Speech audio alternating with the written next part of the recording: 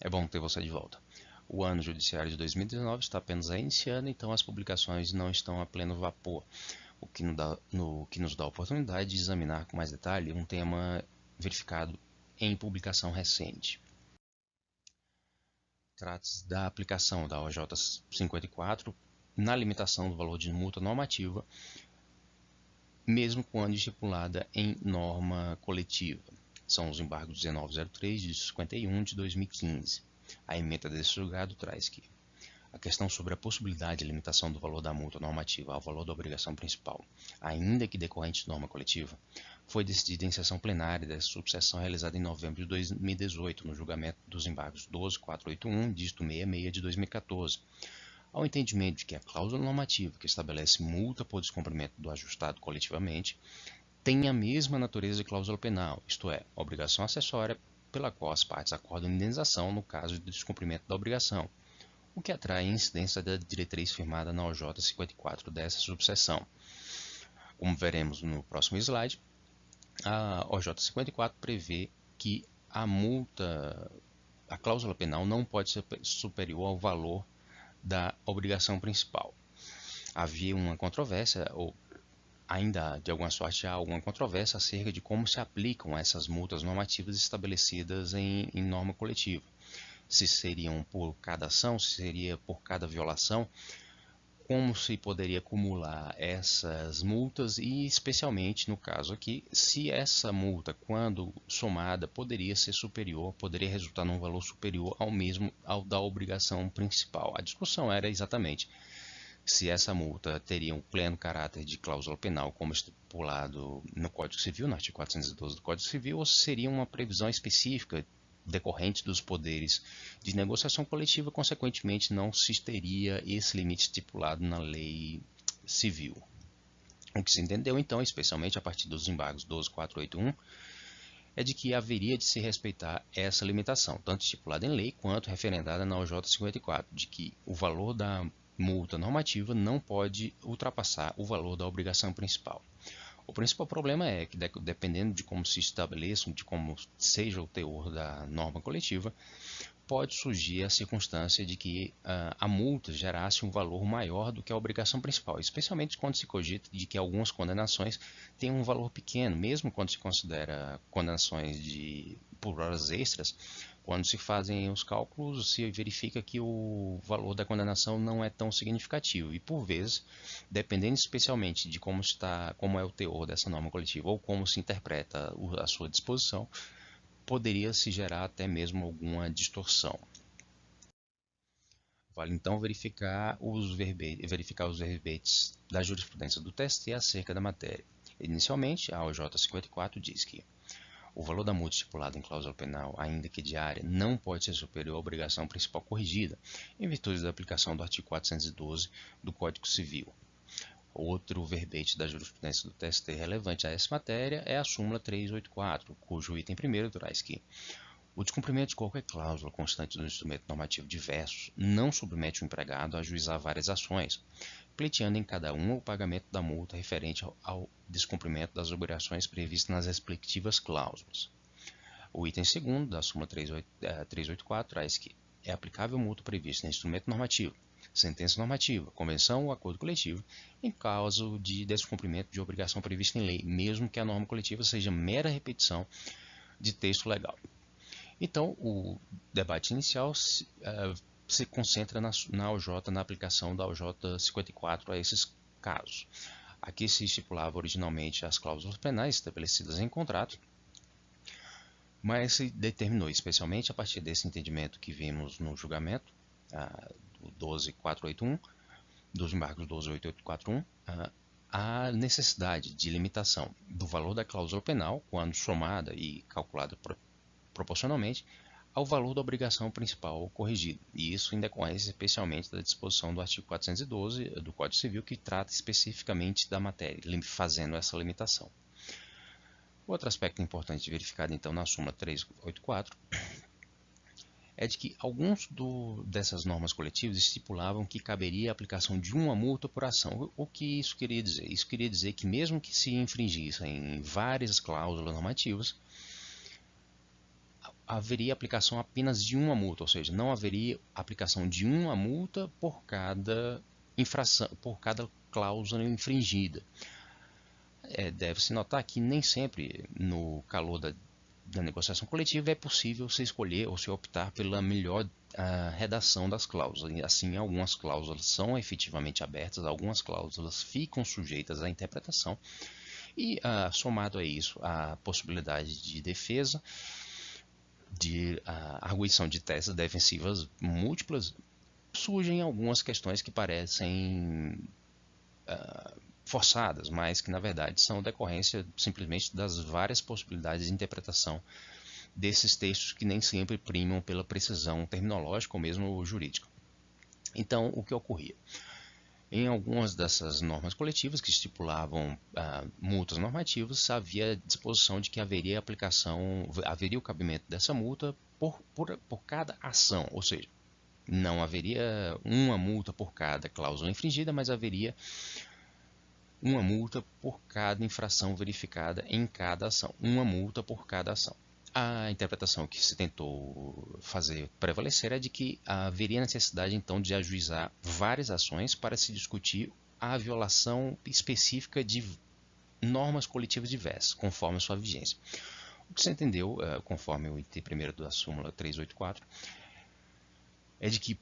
poderia se acumular numa mesma ação, numa mesma reclamação trabalhista, o pedido de pagamento de várias multas, ou seja, de multas referentes a normas coletivas com vigência em termos diversos. Não haveria o cabimento de multas acumuladas pela infração de várias cláusulas. Haveria sim, conforme seja o teor da norma coletiva,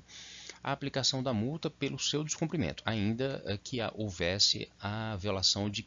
várias cláusulas, haveria a aplicação apenas de uma multa pela infração de normas estabelecidas nessa sentença normativa, nessa convenção coletiva ou em acordo coletivo. Deve-se observar, de outro lado, que muito desses verbetes, muito dessas decisões que se podem encontrar, são dependentes do teor da norma coletiva. Consequentemente, se encontrarmos uma norma coletiva que estipule a multa por cada cláusula infringida, então caberá essa acumulação. O entendimento que prevalece hoje no TST é de que, se não houver estipulação específica particular em cada norma coletiva, haverá a aplicação de uma multa normativa por norma coletiva infringida, ainda que sejam várias as cláusulas desrespeitadas, ou seja, não se aplicará uma multa por cada cláusula, mas uma multa por cada norma coletiva. E essa violação de norma coletiva pode se verificar de forma sucessiva no tempo, acumulando-se numa mesma reclamação trabalhista o pedido de pagamento de multa pelo descumprimento de várias normas coletivas que se sucederam no tempo, conforme suas respectivas vigências. É certo, é claro, que quando se vier encontrar numa norma coletiva estipulação de uma multa para cada cláusula infringida, será cumprido dessa forma. De outra sorte, se prevalecerá o entendimento do TST nesse sentido, de que é uma multa por norma coletiva, ainda que haja várias cláusulas infringidas. O outro aspecto da súmula 384, trazido no seu item 2º, inicialmente, de forma mais abrangente, é de que essas multas se aplicam genericamente às várias modalidades de instrumento normativo admitidos no direito do trabalho, ou seja, a sentença normativa, que é o julgamento dos tribunais trabalhistas acerca de dissídios coletivos, convenção ou acordo coletivo, ou seja, normas autônomas por meio da qual se põe termo a negociação coletiva. A controvérsia que se tenta pacificar por meio do item 2º da súmula 384 é nesse sentido, de que não há propriamente um bis in idem na aplicação de multa normativa em virtude do descumprimento de cláusula normativa que simplesmente repete texto de lei. Ou seja, conforme se tem no item 2º, é aplicável a multa prevista em instrumento normativo em caso de descumprimento de obrigação prevista em lei, mesmo que a norma coletiva seja mera repetição do texto legal. Aqui no caso, por exemplo, seria a circunstância em que a norma coletiva estipulasse de que só seria possível a prestação de 2 horas extras diárias em situações excepcionais. Isso essencialmente corresponde à reprodução do texto de lei. A argumentação que era trazida era de que haveria um bis in idem porque a empresa, o empregador, já estaria sendo apenado com o pagamento de horas extras e não haveria cabimento então de aplicar uma multa normativa em virtude da norma coletiva está apenas repetindo o texto legal. O entendimento que se pacificou então no item 2º da súmula 384 é de que mesmo que a norma coletiva apenas repita o texto legal, se a norma coletiva estipula então uma multa normativa em virtude do seu descumprimento, será novamente aplicada essa multa, além do pagamento da verba correspondente à cláusula desrespeitada, sem que isso configure necessariamente um bis in idem. Um outro aspecto a verificar, que vemos agora nesse próximo julgado, se refere à acumulação dessa multa no decorrer do tempo, ou seja, se o descumprimento se repete por vários meses, seria cabível a aplicação da multa a cada mês ou durante durante o período de vigência da norma coletiva. Antes de ver esse julgado, é importante destacar que sim, o TST tem um entendimento geral, um entendimento genérico acerca dessa matéria, que deve ser sempre contemplado à luz do teor específico de cada norma coletiva. Assim, se a norma coletiva não trouxer uma disciplina muito específica, vai prevalecer esse entendimento do TST, no sentido de que a multa será limitada ao valor da obrigação principal, de que a sua aplicação será em relação ao descumprimento de cada norma coletiva e não especificamente da infringência de cada cláusula, ou seja, a infringência de várias cláusulas não implica necessariamente na acumulação de várias multas, mas se o texto da norma coletiva indicar que cada infração de cada cláusula implica a aplicação de uma multa, então será aplicado nesse sentido. O aspecto propriamente identificado nesse julgado é da necessidade ou da possibilidade de acumulação caso essa infringência seja repetida durante vários meses, durante a vigência da norma coletiva. Aqui então temos o agravo em recurso de revista 777, dígito 24 de 2016, cuja emenda traz que, do conteúdo da cláusula normativa que estabelece o pagamento de multa equivalente a 10% do salário normativo, em caso de descumprimento de qualquer das cláusulas da convenção coletiva, inclusive em caso de reincidência, não se verifica haver previsão expressa do pagamento de uma multa normativa por mês. E a interpretação que mais coaduna com os princípios da razoabilidade e da proporcionalidade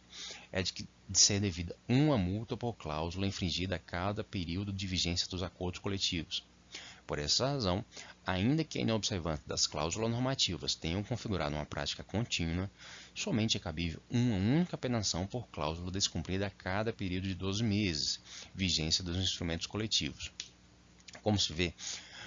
dependendo do julgado que se examine, especialmente em vista do teor da norma coletiva em exame, se pode ter uma interpretação um pouco variável. No caso específico examinado nesse agravo em recurso de revista 777, o que se tem é que se extraía da norma a possibilidade da aplicação de uma multa por cada cláusula infringida.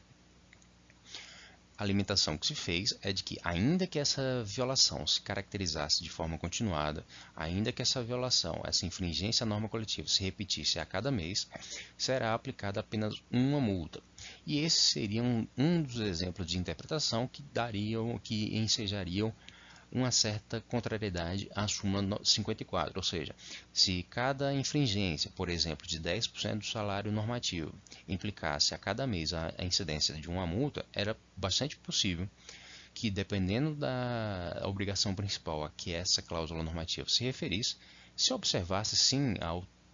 a exorbitação do valor da obrigação principal pela multa acumulada. Nesse caso, então, se fixa que será aplicável a multa por cláusula infringida, mais uma multa por todo o período de vigência da norma coletiva, e não por cada mês de infringência. Aqui, mais uma vez, a advertência. Se da norma coletiva se puder extrair que essa multa é não só aplicável por cada cláusula violada, mas também por cada mês ou por cada oportunidade em que essa cláusula seja violada, eventualmente esse direito será reconhecido. Não havendo essa discussão específica, esse teor da norma coletiva claramente estipulado pelas partes, então vai prevalecer um entendimento geral do TST acerca dessa matéria, ou seja, a o valor da multa acumulada será limitada ao valor da obrigação principal, além do caber a aplicação de uma multa por cada norma coletiva e não necessariamente por cada cláusula infringida, podendo, é certo, que sendo várias as normas coletivas infringidas durante uma sucessão de tempo, uma mesma reclamação trabalhista pode acumular o pedido dessas multas. Assim, serve então a advertência de que essa matéria, especialmente para ser levada ao TST, tem que ter sido examinada pelo TRT, pelo Tribunal Regional. E mais uma vez, como vimos em vídeos anteriores, é sempre importante, quando a matéria esteja vinculada à cláusula coletiva, que o teor dessa cláusula coletiva esteja expresso no teor do acórdão. E o tribunal não tenha se referido a ela apenas de modo descritivo, mas que tenha efetivamente se pronunciado acerca de sua interpretação, pois só assim superarão os óbices ao conhecimento de recursos de revista, especialmente vinculados ao pré-questionamento ou revolvimento de fatos e provas. Então encerramos por aqui esse exame mais detalhado da aplicação de multas decorrentes de normas coletivas. Nas próximas semanas, com o desenrolar do ano judiciário, nós retornaremos à prática normal de trazer mais decisões nesses nossos vídeos. De outra sorte, vale repetir mais uma vez de que, caso seja o interesse da parte trazer essa discussão ao TST ou levar essa discussão ao TST por meio de recurso em revista, não só o teor da norma coletiva deve estar transcrito no acórdão regional, na decisão do Tribunal Regional, como o Tribunal Regional tem que ter se manifestado expressamente acerca da matéria, acerca da interpretação ou do juízo que faz acerca da aplicação dessa norma. De outra sorte, muito certamente se incidirá o óbice relativo ao pré-questionamento ou à impossibilidade do revolvimento de fatos e provas na admissão de recurso em revista. Um outro aspecto, que dependendo de como se articule essa alegação, pode ser a aplicação do artigo 896b acerca da necessidade de comprovação de divergência jurisprudencial acerca de interpretação de norma coletiva. De outra sorte, é sempre importante que essa matéria seja muito bem destacada no acórdão regional para possibilitar o amplo acesso ao TST. Se alguns dos temas que surgiram nesse vídeo lhe chamam a atenção ou mereçam um destaque diferenciado, deixe indicado nos comentários. Deixe também o seu like e divulgue esse vídeo para outras pessoas que você entenda que possa ter interesse nessa matéria. Eu agradeço a atenção e nos vemos no próximo vídeo. Até mais!